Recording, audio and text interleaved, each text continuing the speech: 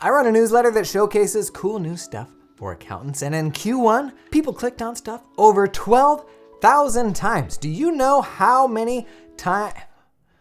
12,000.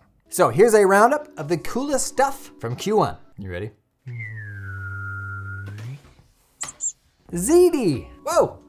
Run your back office as well as you run your kitchen. Manage vendor payments, power your business with insights, fill your website with buzzwords. You know why I love this? Because what this thing actually is, it's an accounting firm, but it's talking about the problems that it's going to solve for you. Nobody's interested in an accounting firm for an accounting firm's sake. At Hutchinson & Sons, we'll complete your accounting with the utmost professionalism and accuracy. Nobody cares. Run your back office as well as you run your kitchen. They just want that crap to be done. At the end of the day, nobody's shopping for accounting. They're shopping for this part of their life that they don't want to worry about anymore, or this stressor that they want somebody else to manage. And this website, ZD doesn't say we're an accounting firm. They say we're all of these things that will make you better. I think that's just such a great example of how we can hold ourselves out better. Decoy pricing. This was actually the second most popular thing for my newsletter all quarter. I love this. It's changed how I think about pricing my different options. Here's a quick overview. So, spot the decoy option here. If you take medium out of the mix, you got a $4 small, $7 large, it's a toss-up. But simply by adding that $6.50 medium, oh my gosh, that large is a great deal. So the idea of decoy pricing is you throw another item in there to steer people towards the item you actually want them to pick. So for the theater, the most profitable option is large. So they built the other options around that large, basically just to maximize the conversion of people buying larges. A couple other examples. Starbucks, they want to sell mediums. So the gap between the medium and the small is smaller than the gap between the medium and the large. Here,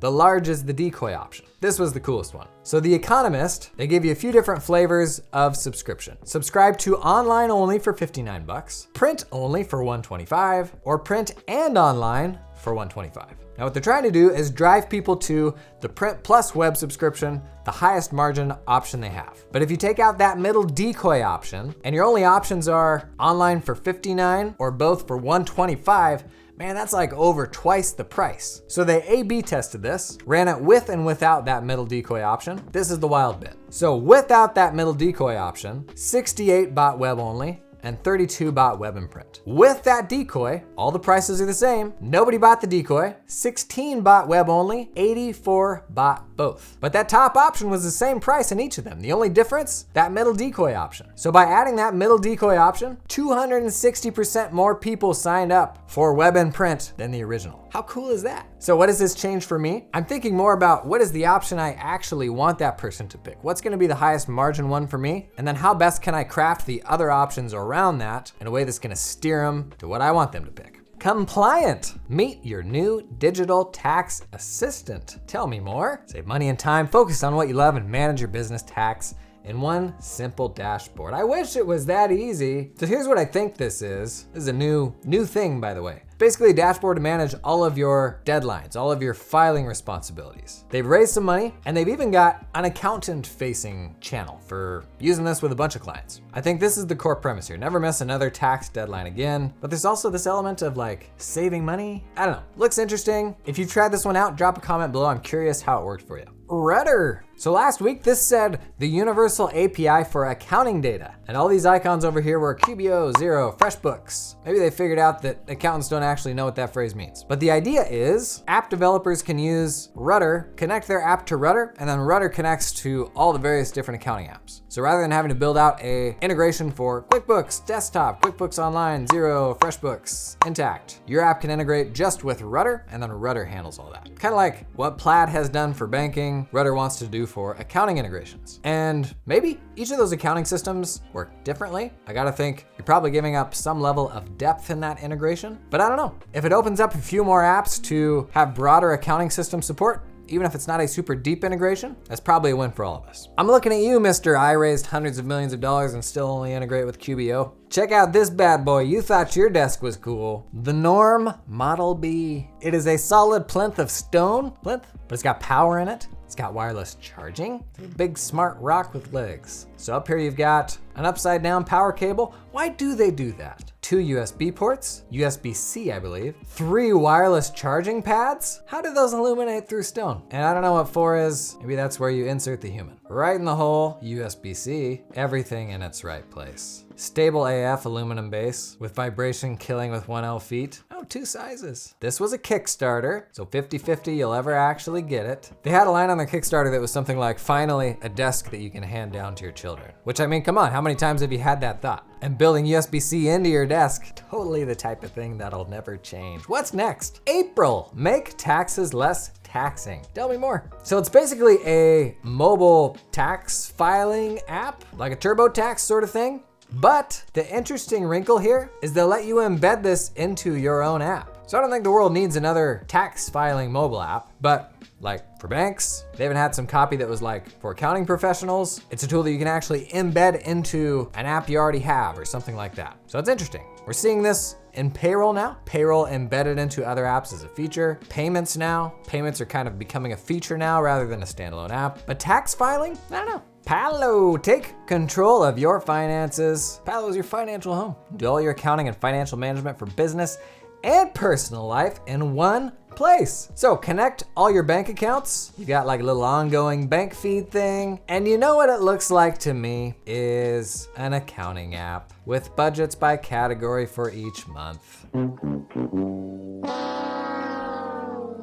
And you can send invoices. Oh, track mileage. Okay. I know what's interesting to me about these is the yo-yo between different apps to do different things and then bundling all those apps together. So a system to handle all your personal and business stuff, your mileage, invoicing. Does all that stuff need to be in a single app? I guess it's handy if it is. File your taxes. I gotta think that's more like handing off a report to an accountant. Receipt capture. Anyways, that's an interesting one. Palo.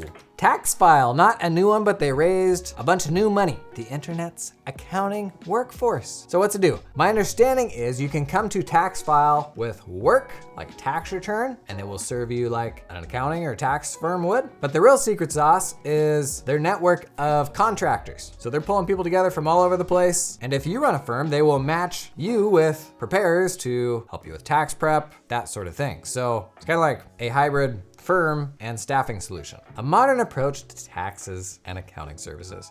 I have kind of long felt our profession was missing like a marketplace for example, local salt expertise. If I've got one return in Nevada and I don't know squat about it, man, can I just hire somebody for a couple hours? Somebody local, knows that stuff well, that can come help me out. So I don't know, maybe a marketplace like this makes sense. Pop quiz time. So these are the things people most clicked on in my newsletter. But what was the most clicked on thing in my newsletter for the entirety of 2020? Was it A, purple mattresses, B, nationwide insurance, C, MeUndies, or D, Uncat? It was C, MeUndies. MeUndies, a revolutionary I'm just kidding. It was Uncat. Most popular thing I talked about in 2020. Uncat's a simple little tool to help you collaborate with your clients on uncategorized transactions. Quick and easy little app that you connect to your QBO. All you gotta do, point it to the accounts you want it to watch for uncategorized items, stuff like uncategorized expense, suspense, that sort of thing, and then set up how you want your clients to be notified. Every Tuesday, every day. And anytime there's transactions hanging out in that account, your client's gonna get an email with a magic link to pop in, get that short little list of transactions, and give you some narrative details to help you categorize. Simple as that. Learn more about Uncat over at uncat.com. Did you think it was MeUndies though? Prospero, they raised some money. Professional proposals close more deals 3 times faster because they're so pretty. So this is a proposal builder that gives you more control over kind of the design and look and feel of your proposals. Templates, e-signatures. I don't actually know if it does payments, but expect to see a whole bunch of these. With the success of Practice Ignition and Practice Ignition raising money, I think you're gonna see a lot more tools coming into this space. Hexomatic, so what is this? This is a super fancy web scraper. Are you confused yet? The idea is you build web workflows to pull stuff off a website for you on a recurring basis. Create your own bots and minutes to extract data from any website, blah, blah, blah. So, do you have something you log in and grab every day or every week? With a tool like this, without any sort of code, you can design your own bot to log in, go grab this or that, put that information somewhere, all behind the scenes, like without you having to actually do it. I know about you, there's a lot of stuff that I just on a recurring basis have to go in and poke and prod and grab, and this is where web scrapers can be really handy. Fuel! We're your cloud-based financial department. We do your finance. This is just another accounting firm website, but it never says I'm an accounting firm. Hutchinson's and Sons has been in the Central Medford Valley for over 75 years, building relationships with local business partners. People don't want to hire an accounting firm. An accounting firm's like a necessary evil of doing business. So stop talking about being an accounting firm. Show who you are. Say what you do. Whoa, look at that guy. Whoa, a little uncomfortable. Firm Studio, an innovation flywheel for the accounting profession _ enabling firms to start software companies? Pardon me. So it's basically a dev shop, I think, that partners with accountants to help them launch little software companies to solve the problems that accountants understand very well. That's kind of always been my big pain point with software in our space. You got engineers coming in saying, oh yeah, we can solve all these problems, but it's not the engineers that have a deep understanding of the problems, it's the accountants. Is this a good idea? I don't know, we'll see. I'm interested to see what comes out of it. UStaxes.org, buckle up, we got an open source tax filer. How much are you paying for your annual tax software? A lot. With US Taxes, you can do all of these things. It even supports some states now. Let's start a return.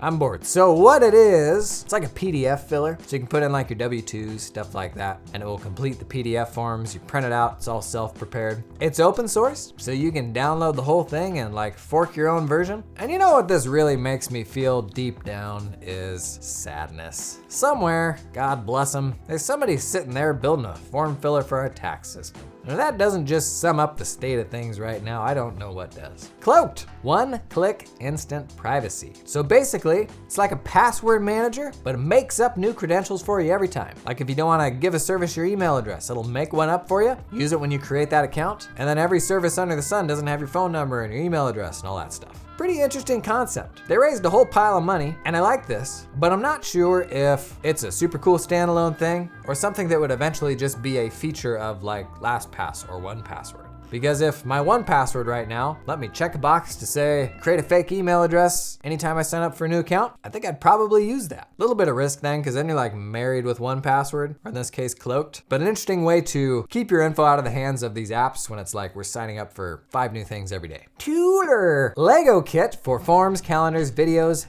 and tables. So what it's trying to be is like Google Forms, your calendar app, Loom, and Airtable all in one. It'll handle scheduling, kind of getting back to that bundling, unbundling thing we were talking about. It wants to be all those things within a single app. And the trade-off there is usually they'll do all those things, but like a very surface level version of those things. But maybe that's enough. They've also got like built-in Zapier-like automations, kind of interesting. But the way these software cycles usually go, you have somebody like a Calendly or a Loom that has a great idea. And many of these companies will be a flash in the pan and that thing will become a feature. For example, all of the things that Calendly will do, why does my Office 365 not do that natively? And so now they've got bookings, and it's like this really crappy version of what Calendly's trying to do. And in some of those cases, it'll get good enough to where like, why would I ever use that third-party app? But Tooler's like taking that to the extreme, would wipe out like 7 or 8 different apps. Long term, some of those apps will probably go away and become features of other things, but we'll see. Is the future like mega apps like Tooler that do a whole bunch of different things, seemingly making it easier to wire them all together? Or is it more like what we have today with just an absurd number of apps and then third-party services like Zapier to pull them all together? I don't know, but you subscribe to my newsletter?